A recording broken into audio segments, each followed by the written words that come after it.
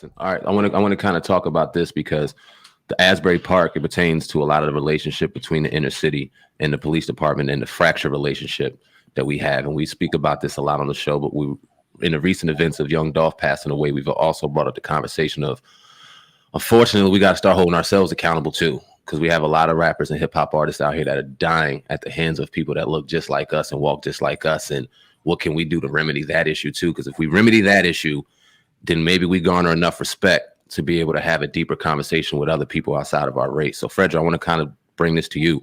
Talk about the current state of hip hop as it stands now with the violence and things like that. How do you feel about it? It's really, when we came up, hip hop was more about, who could be the best rapper. Now it's about who could be the best trapper. You know what I'm saying? Mm. I think the current state of hip hop is great as far as music. I think the kids are really expressing themselves, and it's always been a young man's game, and the music is dope. But I just think that hip hop needs to think first and stop and think about what they're doing before they do it, because now it's like every rapper got a gun, every rapper wants to kill somebody, every rapper wants to be they want to swipe, they want to hustle. You know what I'm saying? Mm-hmm. That's not what it's about, man. You know what I'm saying? I just think that, coming from the hood, we got to do what we got to do. It's like kind of like we trapped in the hood.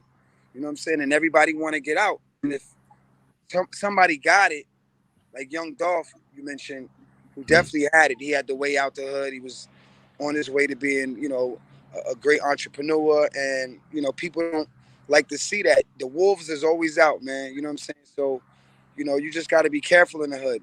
Look at Jam Master Jay. Look at Big L. Look at Nipsey Hussle, Young Dolph. All these guys got killed in their own neighborhoods, the neighborhoods that they always continue to give back to. It's not like these guys are from the neighborhood and they turned their back on the neighborhood. These guys are like, always representing their hood. And to turn around and get murdered like that is just crazy, man. So I just don't think it's a hip hop thing. I just think it's a hood thing. You know what I'm saying? It's just the mentality of the hood. If somebody got it and I ain't got it, the jealousy just sets in, man. So just got to be careful out there and just stay creative, bro. Right. Would you say to, that going back, not to not go back to the hood, but make sure you go back with security being protected at this point, because this is to a point now where, even in your hometown, like you said, they're starting to come at people now. How you feel about that? I feel like, security is not going to save you, man. When the Grim Reaper is coming for you, he's coming for you. You know what I'm saying? You just got every day like it should last, and be precautious, but at the same time, you never know who's that guy just sitting there plotting on you. You know what I'm saying? You just never know. But you definitely got to be precautious when you're moving in the hood, bro. You can't just do the same things you used to do if you made it out. So, Absolutely. I'm going to ask both of you guys this because obviously we're in even a different age of hip hop to where the cell phones and social media, it almost runs the world and people are reacting on what they're seeing, because it was a lot of shit going on back in the 90s and 80s and early 2000s with hip hop. And we've heard the stories and stuff, but it wasn't anything on this elevated level that we see here. The labels, and I know a lot of people are independent, but labels have a lot to do with it. Do they hold any type of accountability when it comes to these artists and what they're doing out here and maybe kind of getting a little more of a stronghold on them? Do you think that the labels hold any accountability in this? No, I don't think they have anything to do with it. Labels and corporations, they're not in our world. They sit at the desk, they go to their houses in Long Island or the Hollywood Hills. They don't understand what's going on. They just put the fuel behind the fire. There's nothing to do with the labels. The labels, media, social media, it has something to do with the persons, the people that live in the hoods. I see what my son is doing, activist from New York, and he's and kings are killing kings. You know what I'm saying? We got to stop that. We got to stop the mentality. How do we do that? We got to get these kids more jobs. They need to have more activities. They need to have better ways to get out of the hood. You know what I'm saying? It's like only, like Biggie said, it's either, you know what I'm saying, you got a wicked jump shot or you slinging crack rock. Like there's not a lot of options, and we don't get a lot of, we don't get a lot of options. We stuck, man. So, we need to, that needs to start happening. Maybe start training kids in school about, Bitcoin, stock markets and, you know, stuff that's really gonna help you in life. You know what I'm saying? I think school has a lot to learn, a lot to do with this stuff, man. You know what I'm saying? We have to teach our kids to be entrepreneurs, teach our kids to be self-efficient, and not depend on what they give us. Word. You want to answer that, Legend, too?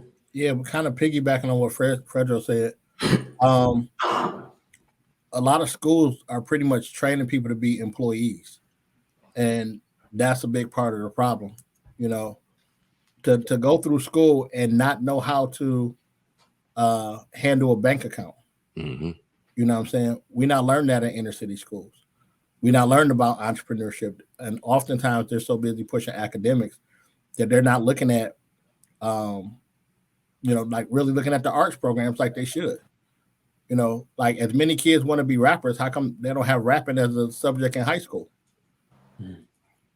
You know what I'm saying? Like take these kids and put them in positions to better themselves beyond, because, you know, everybody's not meant for academia. Yeah. You know what I mean? And so let's cultivate these other talents. And that was one of the things that I was happy I was able to do with Asbury Park, bring several kids on board and show that they can do something other than, you know, just academic stuff. Because a lot of these kids are talented and have future in entertainment.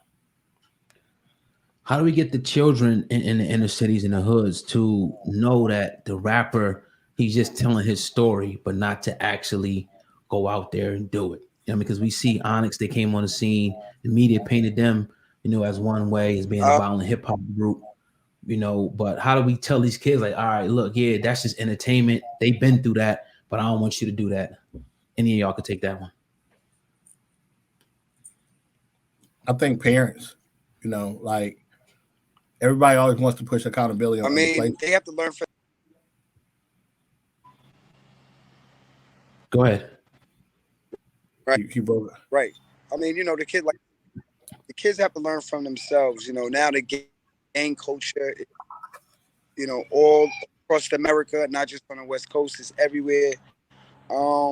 That just shows you that there's no love in the streets. They got to go to gang members to get the love. They're not getting what they need at home, and you know, it's just a lot of homes, a lot of broken promises, and the hood is broken. It needs to be fixed.